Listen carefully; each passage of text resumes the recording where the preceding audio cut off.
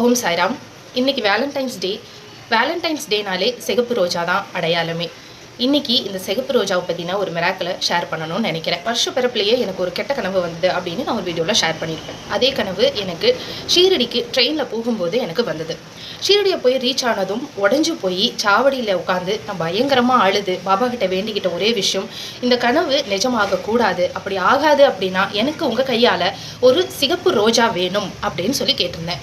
நான் ஷீரடி விட்டு கிளம்புறதுக்குள்ளே நீங்கள் இந்த ரோஜாவை எனக்கு கொடுத்துட்டீங்க அப்படின்னா இதை நினச்சி நான் பயப்பட வேண்டிய அவசியம் இல்லைன்னு நான் நினச்சிக்கிறேன் அப்படின்னு சொல்லிட்டு 2வது நாள் நாங்கள் கண்டோபா கோயிலுக்கு நடந்து போகும்போது என் பொண்ணு கையில் எங்கேருந்தோ வந்த ஒரு முதியவர் ஒரே ஒரு ஒத்த ரோஜாவை, சிகப்பு ரோஜா பூவை என் பொண்ணுடைய கையில் கொடுத்துட்டு ரோடு கிராஸ் பண்ணி போகிறத நாங்கள் கவனித்தோம். அப்போ எடுத்த இந்த வீடியோ தான். நீங்கள் நல்லா பாருங்கள். அவர் பார்க்க சாக்ஷாத் பாபா மாதிரியே ஒரு கெட்டப்பில் தான் இருப்பார். தலையில் முண்டாசும் தோளில் ஜோல்னா பையோட வேகமாக நடந்து போய்கிட்டு இருந்தார்.